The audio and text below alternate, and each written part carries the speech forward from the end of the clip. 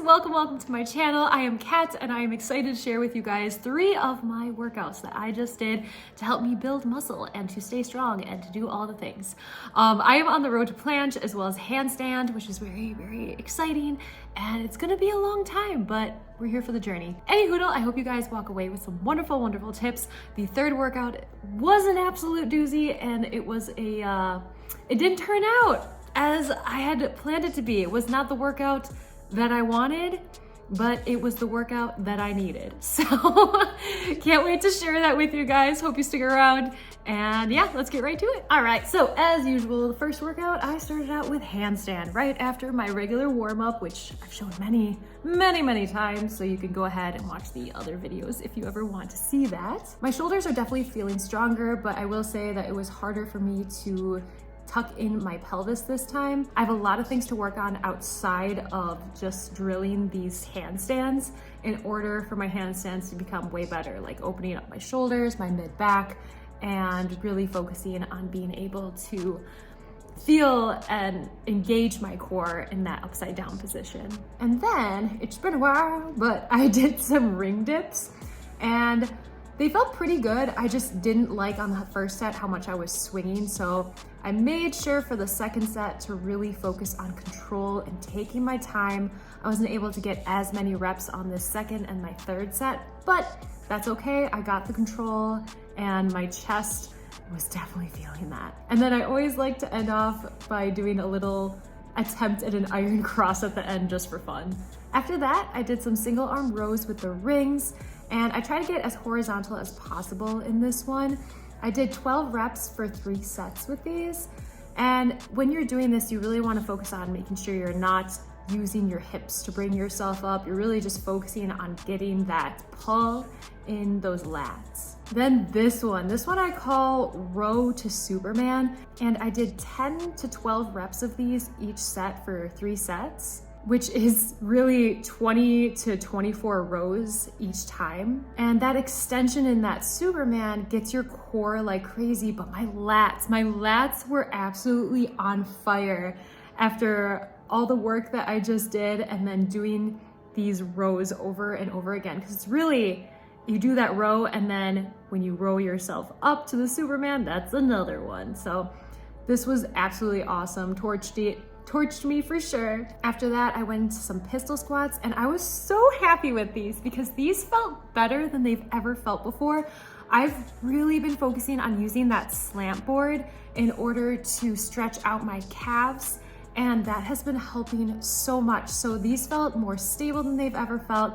Yes, I know my back is very rounded. That is one of my weaknesses, where I have extremely tight mid back, but I'm working on that. And yeah, I was just very happy with these. I was able to do 16 for the first set, alternating, and then 14 for sets 2 and 3. And in between, I've mentioned before that I love to just stretch and work on some of those tightnesses and those weaknesses. So I'm not fully hanging off the ground on this one. I do have my tippy toes on the ground, but I'm really just focusing on that shoulder and lats and tricep stretch. To finish off, I've been continuing with an ab circuit, and on this day, usually I do repeat exercises, but I didn't feel like it this time. I felt like switching it up, so I did, as usual, the 20 reps of these reverse crunches. Then I did 20 side plank dips, 20 small crunches, 20 side to sides. And then my phone ran out of storage, so I had to fix that. I relocated because someone needed to use that space. And then I went ahead and I did these side to sides. Now these alone aren't too challenging, but doing them after everything that I just did made them way more challenging. So that was really cool because I had done these actually twice because I wanted to show. I didn't realize that my phone ran out of storage space, so I did have to repeat these. And the second time around, they didn't feel as challenging as the first time. And I finished out with 20 bird dogs.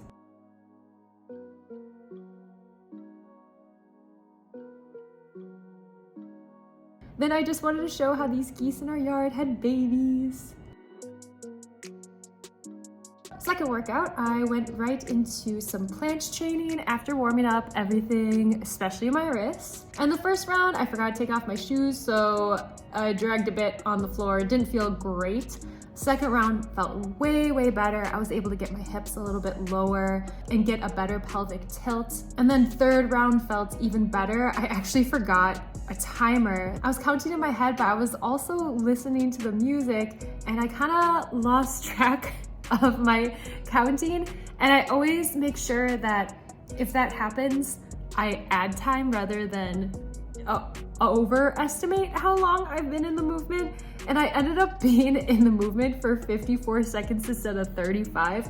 Now I know I'm not very far, but this is as far as my body allows right now. So that was pretty cool. I guess I've been holding my back with that timer. Then I went into these deep goblet squats, and you'll notice that I stay in the movement a lot longer. And if you watched my vlog last time, I was so upset because I was hyperextending my spine slightly at the top. And someone had brought up a really good point in the comments, which I really appreciate. I'll put that up here. And they mentioned how, you know, when you're working on something else, sometimes the other aspects of the form in a movement kind of go to the wayside. And I see this so much in my clients. So that made so much sense to me. It made me feel a lot better. So thank you so much for that input. I'd like to think that is exactly what happened. But this round went so much better. And yeah, I'm focusing on staying in this movement longer just to remind my body, hey, we're safe in this movement. We can stay down here low. You're all good. It's all good. So I'm really happy to see my back has been way flatter in this as well. I'm using a 30-pound dumbbell and I did this 12 reps 3 times. I superset that with some farmer carries and I'm using an 80-pound kettlebell this time, forward and back, and here's Luna Bean and I am talking with Tyler at the same time. This is amazing for core stability and strength as you counterbalance yourself and of course grip.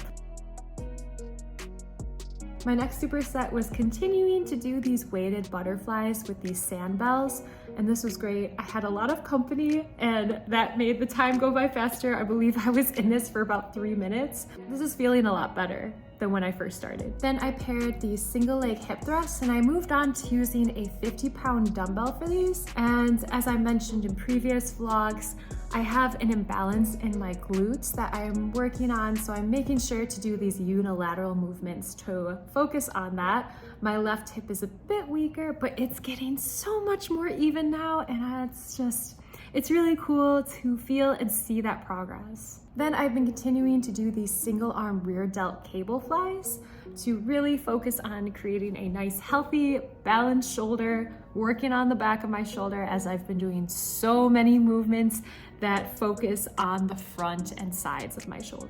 Then I went and did another ab circuit, starting of course with those 20 reverse crunches. I moved on then to 30 Russian twists total using a 25-pound dumbbell. I finished then with 20 swimmers total, and I did this circuit 2 times. This was a very accessory work type of workout, and to finish off, I did some wrist curls.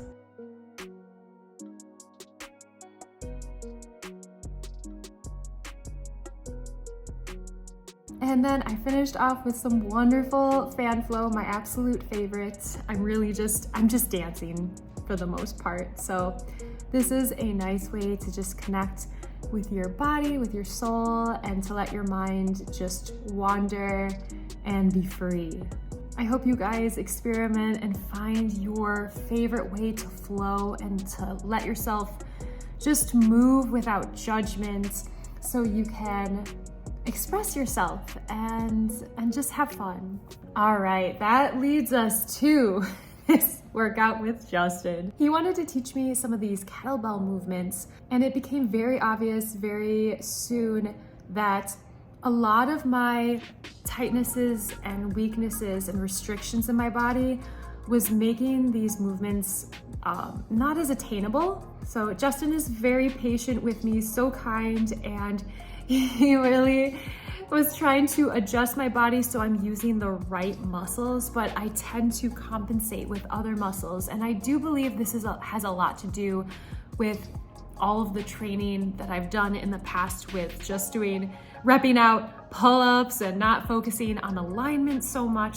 And he was really focusing on helping me with alignment in this session. So we switched gears a bit and he's like, let's go and try to open up your lats on the ladder a bit. And then we also used the rings to try to focus on opening up my lats, putting my shoulder and my scapula in the right position, which was so hard. It was so challenging. Then we went back to the kettlebells to try to focus on tucking in my rib cage while also opening up my shoulder and putting my scapula in the correct position. But this was so hard for me, so hard for my body to try to obtain.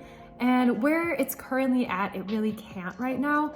So this was such an eye-opening experience of what I need to work on, because if I open up my body the way that my body needs, then I'm going to be able to obtain things like the handstand a lot easier and a lot of the other movements that right now are just so challenging because certain muscles are locked up and other muscles are compensating for that. So this was absolutely exhausting for me, which I did not expect. I had to take a few moments, a few times where I'm just like, I had to take some deep breaths and I was so completely humbled and I just felt really tired.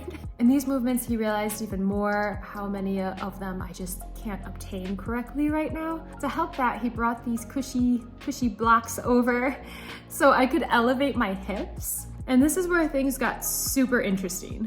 I've heard in yoga how hip opening can be such an emotional experience, and I got to experience that a lot today. But I was in this movement and just focusing on side to side. And yes, my inner thighs were really feeling it and stuff. But then something just hit me and I got so extremely emotional. Even seeing this right now makes me a little emotional, it's just very fascinating. I'm just kind of observing it.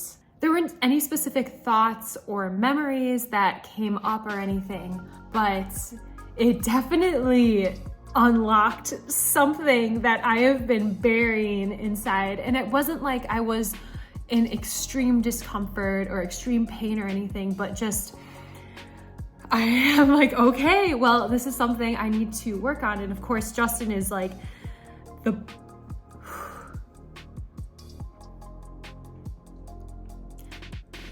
and of course, wow. Whew. Oh, this got me emotional right now. Okay. I was gonna say, of course, Justin is the best support system. So, that's something. Whenever I feel like teary, that just is like, it kind of like, it pokes me being like, okay, well, what is that? Why do you feel that way? What is this bringing up? So that's something. But yeah, he was the absolute best to comfort me and just to hold space. So I decided, hey, let's continue. I want to keep on working on these hips. Obviously there's stuff locked up in here and I'm willing and ready to release this. I felt this strain so much in my mid back, and then he really focused on putting me into really good alignment. And then as I was trying to bring myself back to center, it happened again. And I'm like, oh no. And I got emotional all over again. That was so fascinating to me. But I guess, yeah, it's just an indicator, like, to me, it's an indicator, hey, this is a good thing and you don't need to hold on to this anymore. So I think it's really important to allow yourself to be emotional and vulnerable, which can be really hard. But after this, it was fascinating because I could breathe better. I think obviously because I was in better alignment, but I also just felt lighter, which was really cool. And as vulnerable as it is to share this stuff, I think it's really important to do that, because it's like, we don't have to hold on to these things. And I hope that there's someone in your life like Justin is for me, to be able to release your like emotions and feel safe in that space, because crying is not bad. And you know, I've had so many clients where they all of a sudden they get emotional too for some reason and they don't know, and then they feel embarrassed, and it's like, you don't have to feel embarrassed. This is something. So this is, I always tell them, I'm like, tears are good. Tears are good. Tears are a release. It's beautiful. Thank you for being vulnerable and feeling safe enough to share this side of yourself. I just want to thank you guys so much for being here with me though. I appreciate your guys' comments so much. I really, really do.